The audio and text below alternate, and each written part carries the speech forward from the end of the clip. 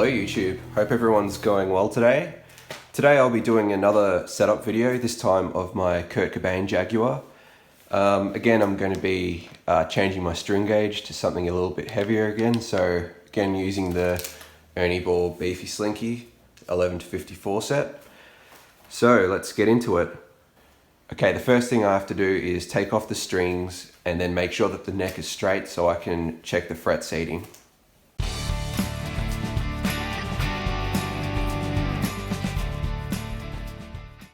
Okay, now that the strings are off, I'm going to use my notch straight edge to check whether the neck is straight.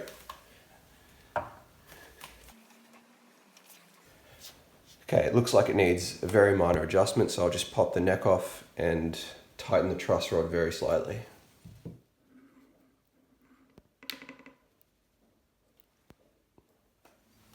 Okay, now that the neck is straight, I can use my fret rocker to check if there's any frets that need to be reseated. Again, the process of using this is to put one of the straight edges across 3 frets and try to rock the fret rocker, and if it does, it means that the fret needs to be reseated.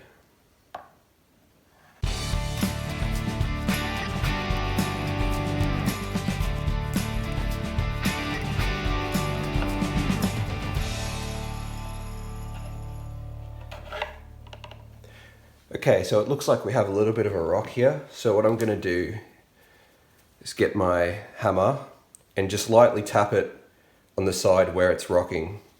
It doesn't take much force at all, just a very light rap.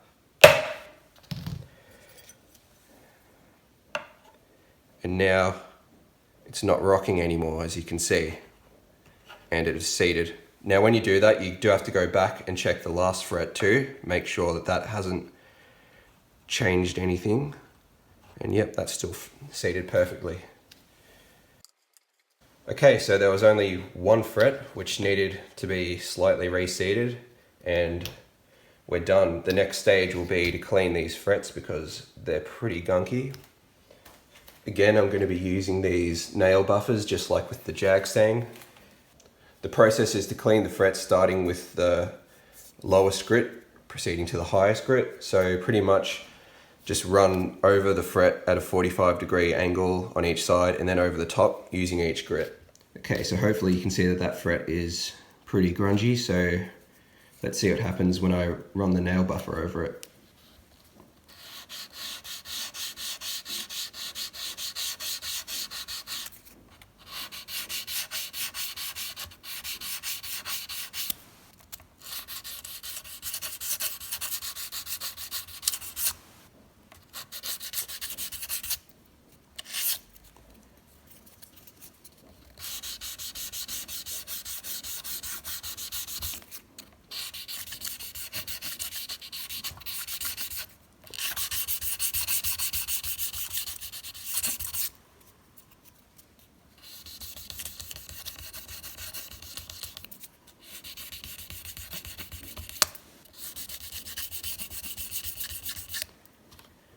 Okay, so that took all of about a minute, and hopefully you can see that that is nice and shiny. Maybe I'll take the tape off so you can see compared to the other frets now that this fret now has a mirror-like finish. So I'm just going to run through and do the same process on every fret now.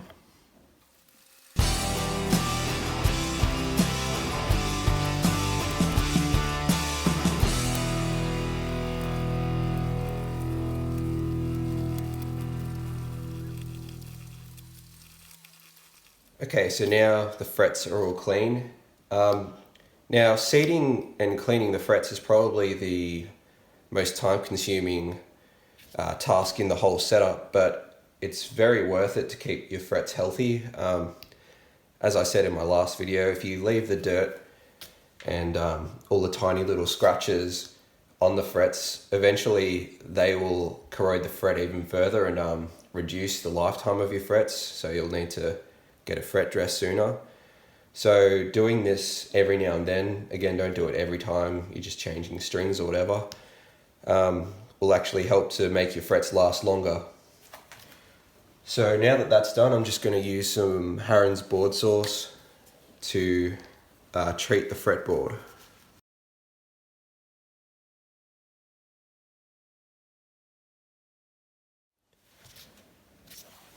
Now before I can restring the guitar, I'll need to widen some of the slots on this bone nut that I've fitted to accommodate the thicker strings.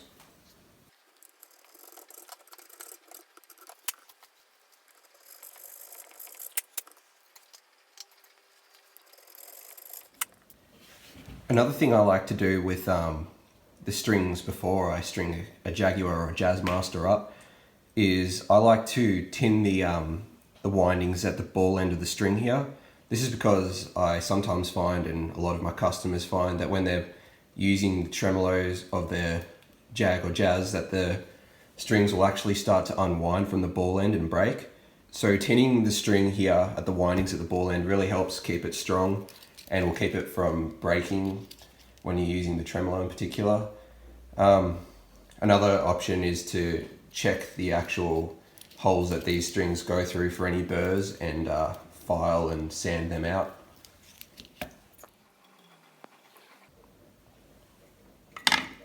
So some of you observant people might have noticed that I've changed the tuners to locking tuners. These are just the Goto ones. They're just a straight swap, no extra drilling or anything was required.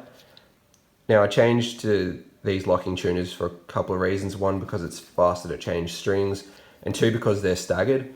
So the posts are actually shorter on the treble side than they are on the bass side, which helps for the break angle, especially going through the string trees. Like I noticed with the old tuners, the string would kind of go under the string tree, and obviously this is exaggerated, but they would come back up again into the post of the tuner, which is a bad thing. With these tuners, it's a lot less dramatic and better for the stability of the tuning of the guitar, especially when you're using the trem.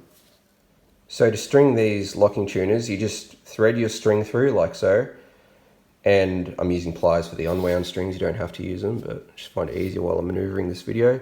And then use the wheel to lock the tuner at the bottom here. It doesn't have to be too tight. And then simply tune to pitch.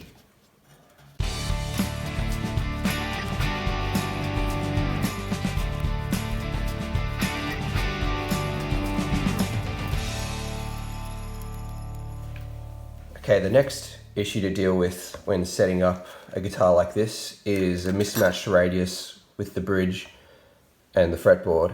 The fretboard of this guitar is a 9.5 inch radius, but they've installed a Goto Tune-O-Matic which has a 12 inch radius.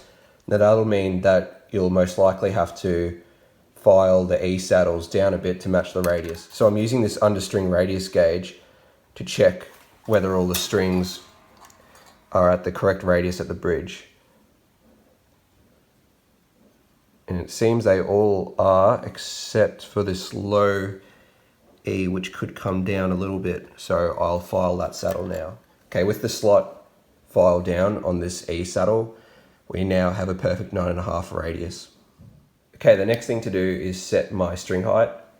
Since I can only adjust the bridge at 2 points, I can't adjust each saddle. I'll only be measuring for the 2 E strings, and I'll want about 4/64 of an inch of height between the bottom of the string and the top of the 17th fret. It's important to measure this while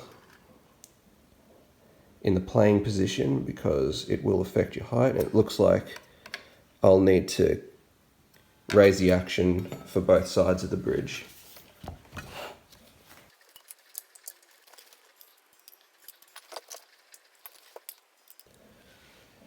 Okay, that looks pretty good.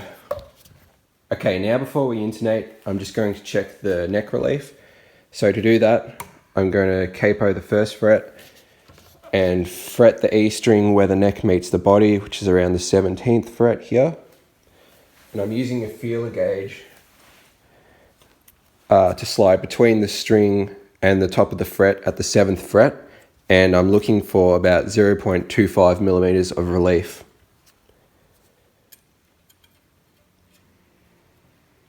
Yep, that looks perfect. Okay, so I'll just leave it like that. Next step will be to check the intonation, and you do this by fretting your string at the 12th fret and measuring to see whether it tunes to the same pitch as when it's open. And if it doesn't, then you'll have to adjust your saddle either forward or backwards depending on whether the note is sharp or flat. Okay, one of the final steps to setting the guitar up will be to set the pickup height.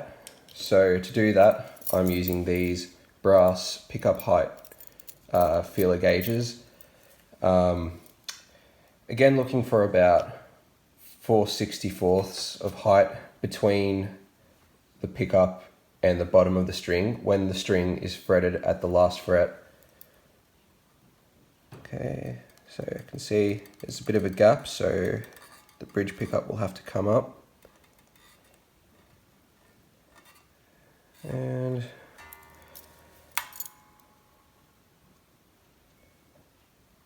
the neck pickup actually looks alright, so just the bridge pickup will have to slightly come up.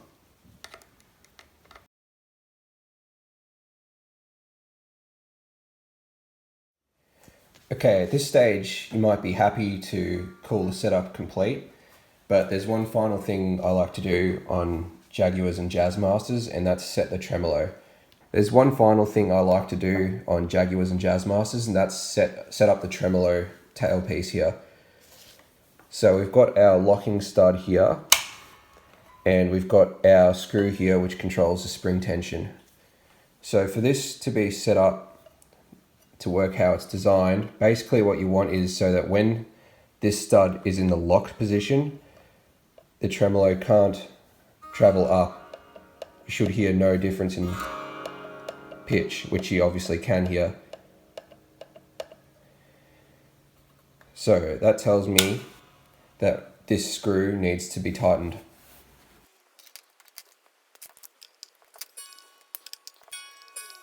You'll notice the way I'm doing this is so I'm checking that the button will easily slide over the plate underneath here.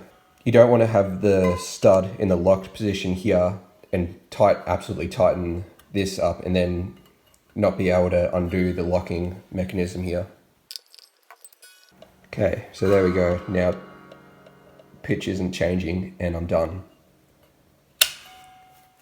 Okay, lastly to finish up, I'll just use some of this Harron speed wipe to clean the body.